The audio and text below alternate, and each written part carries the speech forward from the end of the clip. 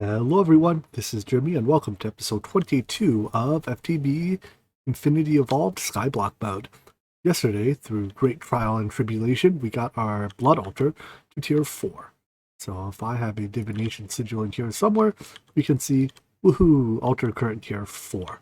The magic thing about the tier 4 altar is that it is the first altar where you can fully automate the production of life essence. So let's work on that. In order to do so, we need to first upgrade our Ritual Diviner to the next tier, the Dusk Ritual Diviner. I see, you can turn it upside down. But this requires dipping coal in there, that's easy, and some demonic slates. So we need to dip imbued slates into the Blood Altar to do that. Right now, our Blood Altar's capacity is only 10,000, as you can see when you click it, and the recipe for these demonic slates is 15,000 LP. Now technically I could just sit here poking myself with the sacrificial orb, refill the altar while it's crafting, but that requires a lot of, I basically have to sit there here the whole time while crafting. It's kind of a pain. So instead, why don't we set up a system where we can increase the maximum capacity of this altar a little bit first? Also, why am I not regenning anymore? Give me my hearts back here. We might have to just take these off, put them back on. Yay! On second thought, I looked at the recipes for the runes. The rune of augmented capacity is where we would start. However, to make these, we need to make, it's like 1, 2, 3, 4, 5 slates per, and we need about 10, 20 of them to have a meaningful effect, right? I can't be bothered making a whole stack plus of slates by hand. So I'll just sit here poking myself to refill the altar while it crafts. I only need 2 of the demonic slates to make the ritual diviner anyways. Once we have the automated production of life essence, it becomes much easier to craft in the blood altar because I can just queue up a whole lot of stuff and step away. Alright, so now I need to shift click this until we get it to the right ritual. I totally don't remember what it's called either. Hey, this one, Well of Suffering. Not often that I don't accidentally click past it. So anyways, the Well of Suffering takes 36 runes. I'm going to take this down because making these runes is kind of a pain. And I think there's like 28 of them here, so that gets me, 80-90% of the way there. By tearing down our Ritual of Binding, I only needed to add something like 12 Ritual Stones to get the 36 we need. So, we want to put our Master Ritual Stone a couple of blocks above the altar. I think there's a limit to how far away it can be. It's like 10-ish blocks away, and we're nowhere near that. And then just right-click it. Ow. Ow, ow, ow, ow. Apparently this takes a little bit of LP from your life network to run, and I don't have any LP in my life essence network. But that worked well enough. This ritual above our altar. Now we can activate this ritual with our activation crystal. However, it's not going to work right now because we don't have LP in our life essence network. It says you are too weak to push any further. So let me go get my orb and refill our life essence a little bit. I think this ritual takes about 50,000 LP to begin. Where's my good orb? Probably in here. There we go. 50,000 LP is actually a lot of LP to generate with just a sacrificial orb. I think it's 250 hearts worth, assuming you get 200 a heart, which I think is a base value if you have no self-sacrifice runes. But we're halfway there. Let's test to see if that's actually enough. Nope, still not yet. I put my blood, sweat, and tears into this altar, but mostly just blood, if we're being honest. There's really no sweat and tears in there. Anyways, now I have 50,000 plus LP in my network. So if I do this, a rush of energy flows through the ritual, and yeah, that drained 50,000 LP from my essence network. And you heard that sound there of that bat? This place is dark, so when it's nighttime, bats spawn. But you heard that bat dying? That's the ritual at work. So the ritual slowly drains LP. It might only drain LP when it works. Looks like it only does it when it works. But it drains LP from my life essence network to damage mobs around itself. Oh, you see the spinny bits there? And any mobs it damages causes blood to show up in the blood altar. Different types of mobs generate different amounts of blood, but the best is, I think, villagers and maybe witches. Like, I guess, humanoid type enemies or friends. I mean, villagers aren't enemies, but humanoid type mobs generate the most blood. So I want to set up a essentially villager spawner up above our altar now. Villagers are blacklisted from the Ender Isle spawners, so you can't put a villager in a powered spawner and spawn it from that. You can, however, spawn them with Mine Factory Reloaded auto spawner. To do so, you need to, first of all, make an auto spawner. You need to have a copy of a villager in a mob imprisonment tool, whatever this is called, and you need to provide the spawner with essence and power. So let's go make that mob imprisonment tool. Here I go getting my names mixed up again. In Mine Factory Reloaded, it's a Safari net, whereas in, I forget what the name of that mod is called now, the modern remake of Mine Factory Reloaded, it's called a mob imprisonment tool. Anyways, now we need a villager. A couple ways to get it. We could either cure a zombie villager, or there's one special villager waiting for us in a very special place. And that place is the Last Millennium. So I don't actually know why this dimension exists. Like, I don't know what the gameplay reason for it is. But if you place this portal somewhere, place it by another portal, right click it,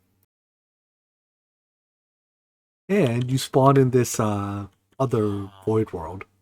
I guess it's like if you need a void world to build in, you can do this. I don't know. Anyways, there's a villager here.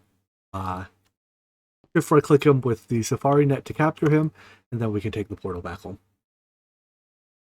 Apparently taking the portal home puts you in world spawn, which I set at 1,000.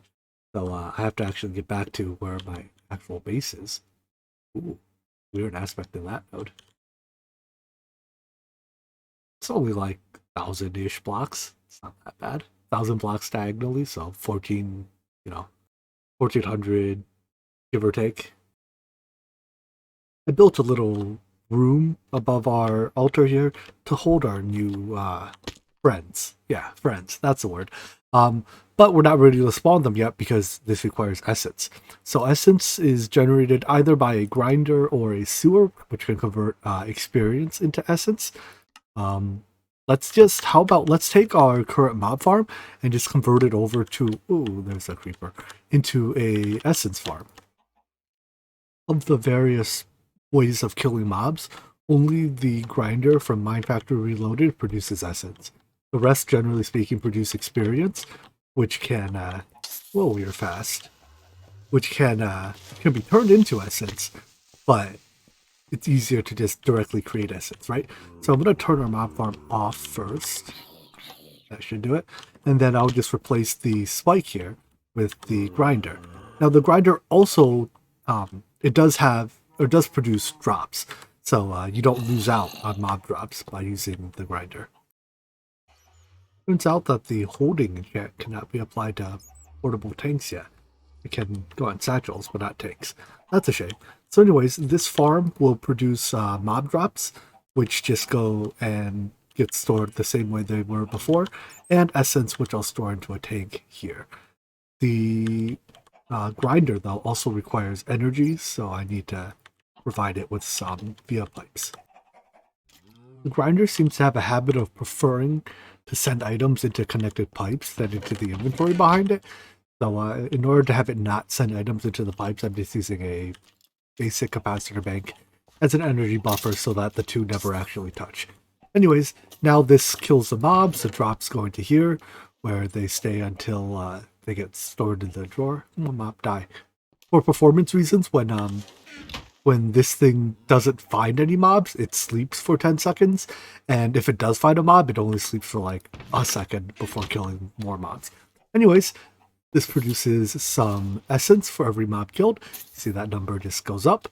It's not terribly fast, but it'll do for now. I'm going to use the... What can I not use? Is this not real green dye? Alright, anyways, my plan is to use the green ender chest, so triple green to transport essence around, because essence is green.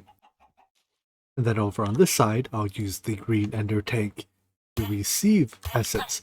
And as you can see, it spawns almost immediately. It started spawning villagers.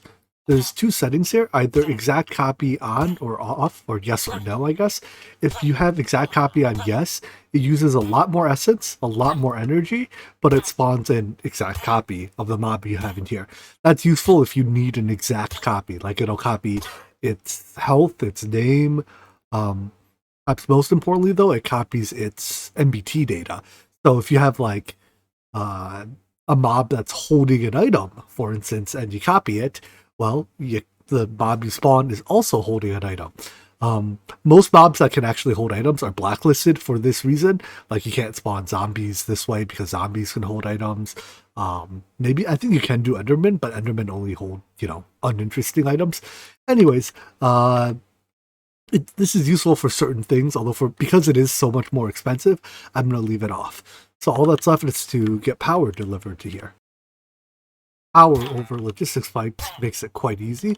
So as you can see, we immediately start using up some of our essence, and every 26 ticks, I guess, it spawns in a mob. Now, this is great and all, however, this does actually consume our essence. So if I head over here to our essence tank, we should observe that it is emptying out probably rather quickly. In fact, yeah, we are consuming essence way faster than we're producing it. That's no good. So I would like to make it such that we, once we reach a steady state of these villagers, that they stop dying. To do that, we can extend our healing buff to them. So right now I have it set to players, let's see, blacklist, no one. I want it on, oh, can this not heal NPCs in this version of Minecraft? Huh, looks like it can only heal players. Well, that's going to make healing the villagers that much more difficult, huh? Whatever, I'll deal with that later. For now, you can see that each time you hear the villagers die a little bit, some blood shows up in our blood altar. Also, villagers apparently drop gold coins when they die. But as blood goes into the altar, it gets transferred into our network, which powers the ritual, which goes until we run out of the green essence.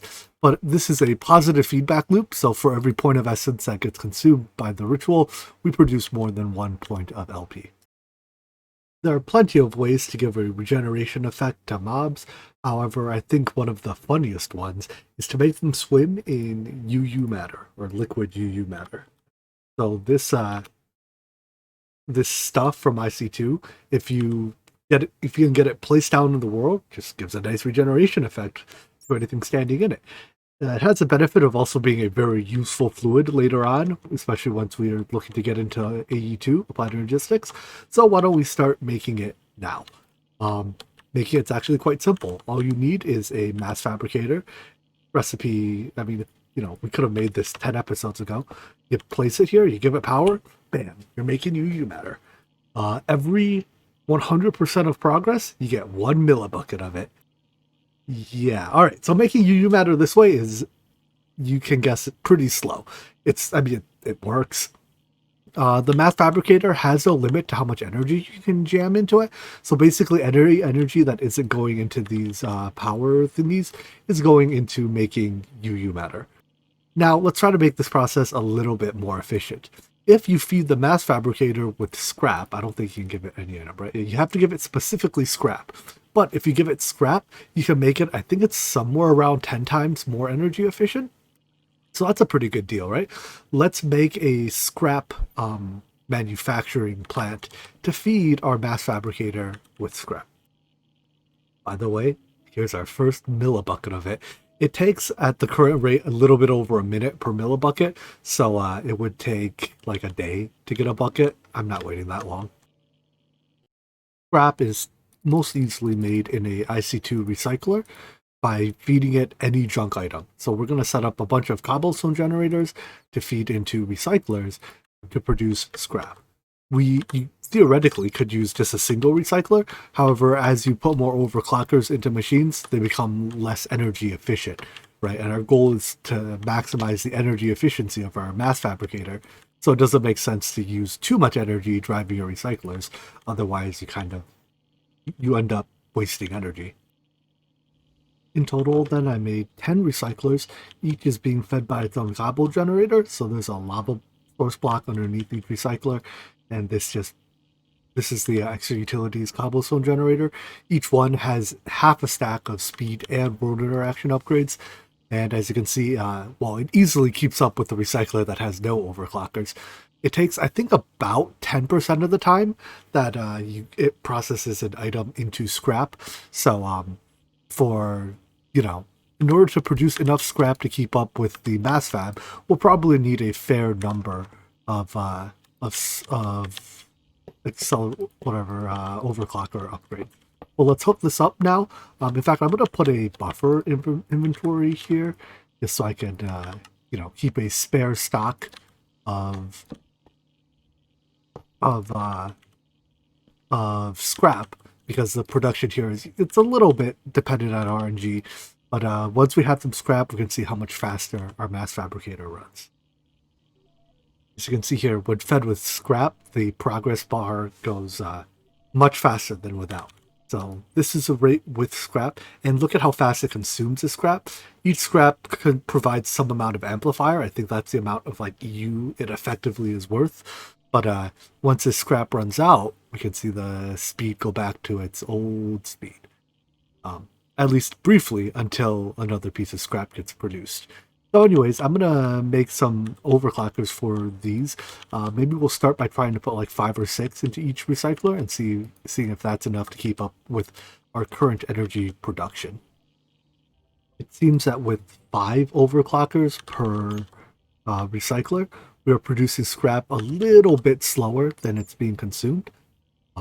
Hey, item conduits, there's scrap in here. Oh, I locked the drawer. Not dirt. I was like, hey, I don't plan to take the scrap.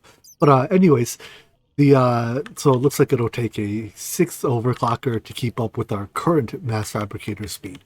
As we pump more EU into this line, it doesn't adding more EU. Basically, how do I word this? The mass fabricator will consume as much EU as you give it. So as we produce more energy, we will speed up the mass fabricator. However, it doesn't actually speed up the recyclers unless we put more overclockers in them. So that's just something we need to keep in mind. If we, say, add more nuclear reactors or more ways of producing energy later, we'll need to increase our overclocker count in the recyclers. Eventually, you get to the point where recyclers process a piece of cobblestone per tick.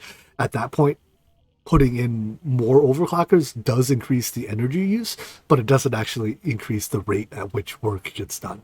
So you want to be careful about that as well. When fed with a sufficient amount of scrap, it seems to take about 10 seconds per millibucket of Uuu Matter, again, at our current power production. I can make this faster by producing more energy, or for now, I can just wait for it. We don't actually need, I would like 1 bucket of it now, but we don't need tremendous amounts of Uuu Matter for a little bit of time. So at 10 seconds per millibucket, that's, 10,000 seconds, or about 3 hours per bucket. We're probably not getting our first bucket of Uuu Matter this episode then. But you know what? It's good that this system is set up and running, because it'll just run, for me, 24 hours a day, almost 7 days a week. No, that's a lava setting fire to stuff, not the machine being overclocked too much. Anyways, yeah, this will run 24 hours a day. So I guess that 3 hour, it basically will produce about 3 buckets a day. And yeah, it just stays on and is running in the background while we do other stuff, or mostly while I don't play Minecraft. The server is running. Anyways, let's leave this alone, and I'll come up with something else to do while we wait. Until I get that bucket of Uuu Matter, then let's switch our spawning over from villagers to witches. However, in order to spawn witches, I need to get one in a safari net. So, are you gonna start? Oh, I took the villager Pokeball out. 1 second. to get my first witch, my plan is to wait until I summon a villager that is a priest. So, are you a priest? Nope. You a priest? Nope. You're a priest. No, that's a blacksmith. Dang it! What do priests look like? Armor. Ah, you, priest. If I take a priest villager and get them to swim in some witch water, it should turn into a witch. Yep, there we go. And now I have a witch in a safari net. So I can switch my spawner over from, oh, I forgot to turn it off, from villagers to witches. The advantage of witches is that when they get hurt, they throw splash healing potions on themselves, and maybe even splash regeneration, and that will also, hit each other. So they will heal themselves so that they don't die to the ticking damage of the Well of Suffering. Only thing I'm unsure about is, does this mob spawner automatically turn off once there's a certain number of mobs in the area? I don't want to, put 6,000 mobs in this cage and thus cause the server to lag. I think it looks like it stopped running. I haven't seen a mob spawn in for a little bit. Oh wait, no, I think that one just spawned in. I don't know. That one definitely just spawned in. I'm going to leave it a little while. If it keeps spawning mobs once we get above, I don't know, like 50-ish in the cage, I'm going to need to come up with a solution to turn it off. It sounds like a bull rampaging through a china shop here, and every now and then I get caught up in it. But yeah, it looks like the spawning isn't stopping. It's pretty funny though, it's also very loud. But we're going to need to come up with a system to send a redstone signal to the spawner to turn it off when there are enough witches or villagers down the line. A mob counter seems like the perfect tool for this. So I believe it emits a redstone signal proportional to the, well, it says a redstone signal proportional to the count of mobs within range. That is, one mob is signal 1, 2 mobs is signal 2, yada yada yada. It doesn't look like it takes range upgrades though. I wonder how big its range actually is. It's gotten so bad in here I can't flip the switch to turn it off anymore. Send help. I think if I can, oh my gosh, if I can right click on the spawner, I can pull out the safari net. The spawning will now stop. It does so much damage. Like there's so many instant damage potions going off in there that I'm able to take damage through my regeneration effect. Anyways, this mob counter doesn't seem to be counting. I'm told it has a 5x5 range. Do I have it on the wrong Y level maybe? No?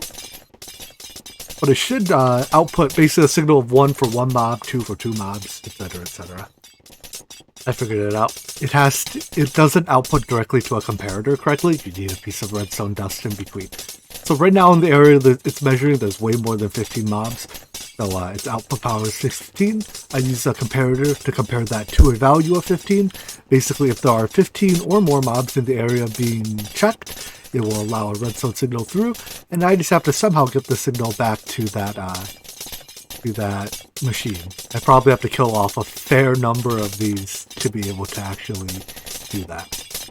And that might be more difficult than it seems. There's like 200-ish witches in there. And basically if I don't one-shot them, they heal to full before I can hit them again. Oh, we just killed one. I think this bow, while empowered, does enough damage to one-shot them though. Is it even enchanted? No, let's go enchant it real quick. What are we gonna get? Power 4. Hey, that's a good one. It's called enough of the witches in there now that the output here is usually less than 15. So that means that this here is not emitting a redstone signal. I believe, which means that once I put my safari net back in here, the machine has a redstone signal. Lever's off, right?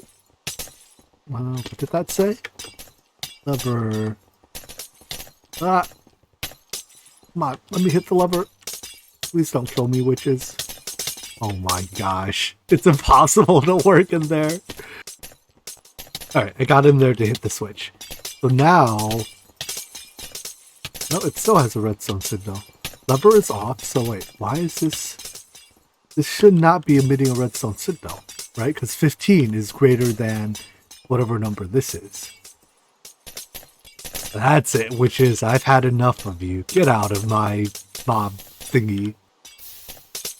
Yes, witches, be gone. Burn in the fires of lava. Am I crazy, or do I just not understand how comparators work?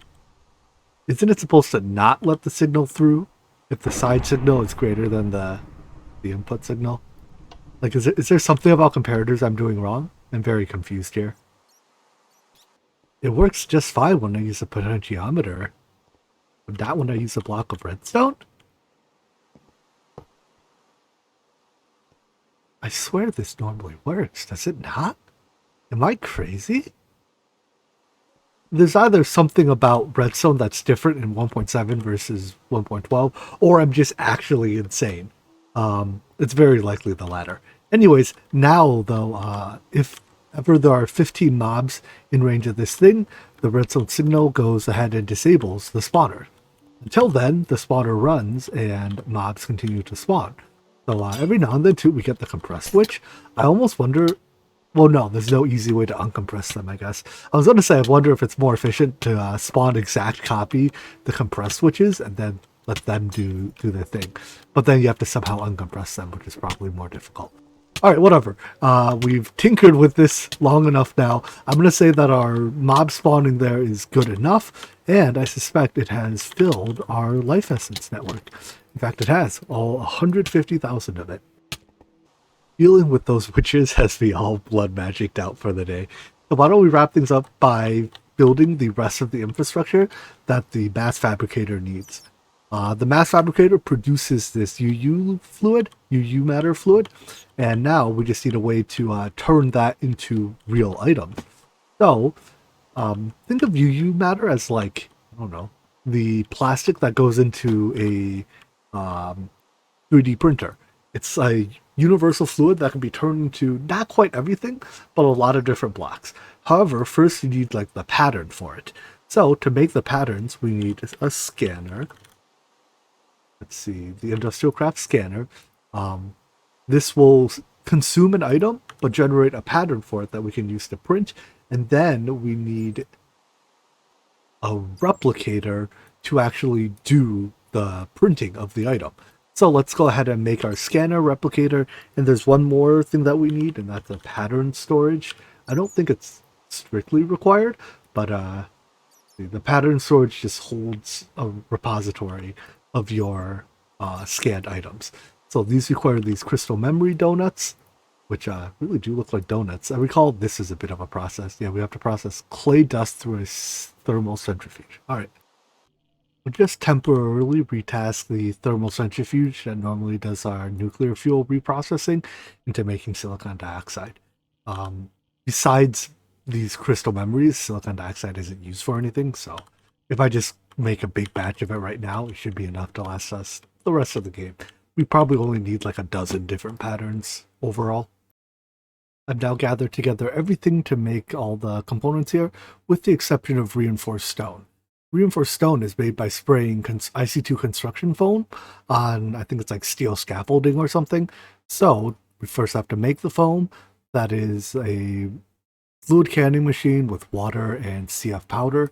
Doesn't look too bad.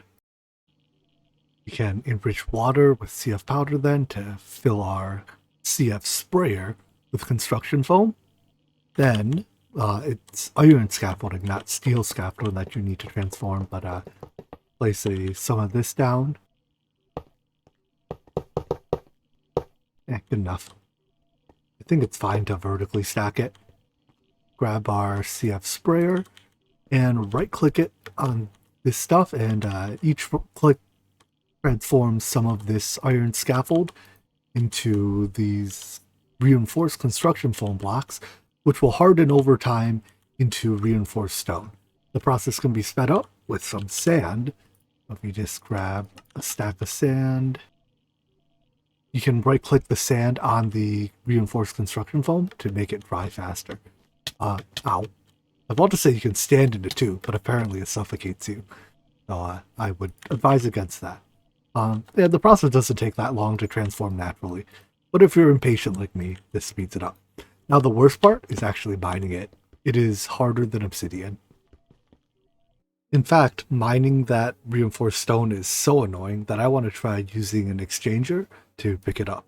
So, for one thing, making the exchanger uses tesseracts, which are one of my favorite blocks in the game. I'm sure we'll use them more later. They're a little expensive now, but they can wirelessly transport just about anything. Anyways, I've made the resonant exchanger. Let's charge it up a little now. I guess I was charging off my jet plate earlier. But, yeah, I'm going to let it, it's almost full already. Let's let it charge all the way. I really hope the exchanger does not have hard list limits. It doesn't. That's sweet. So I can use this to swap it with something soft like sand. Just for comparison, sand when using a wrong tool mines this fast. Reinforced stone when using the right tool is going to take about 30 seconds per. Probably would have been even faster if I used something like leaves instead of sand, but whatever. Now let's see, I have a scanner done already. Let's make the replicator. No, I don't need an MFE, I already have an MFE. And a pattern storage.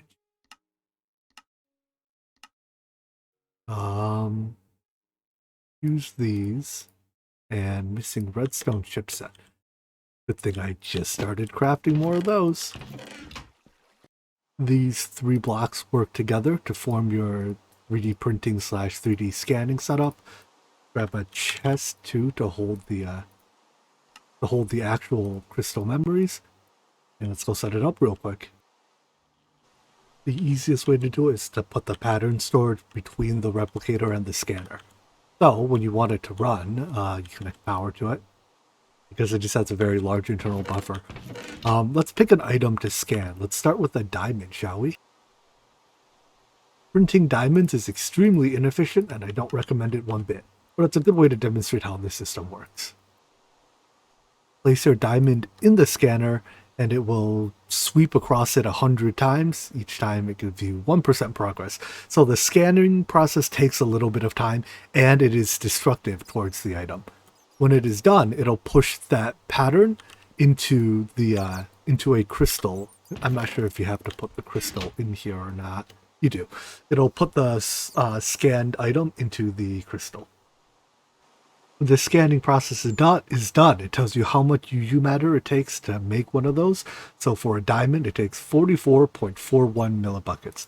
Click the save button, it saves it to this crystal memory. We can then put the crystal memory into here and click the import button, which saves it into pattern storage. And now we can reuse this crystal memory technically, or you can store it, indefinitely in item form. Then the replicator, if it's sitting next to a pattern storage, you can just pick any pattern from it. So here you pick the diamond and either say print 1 or print indefinite, as long as you supply it with Uuu Matter. Now, as you can see, 44 millibuckets of Uuu Matter is a fair amount of it, and using that to print 1 diamond is not remotely worth it. However, there will be other things in this pack where that it is very much so worth it to print, as opposed to try to produce naturally. But I think that's all the time we have for today, so I will leave you to speculate as to what those items are. In any event, I hope you enjoyed this episode, and I hope to see you in the next one. Take care. Bye-bye.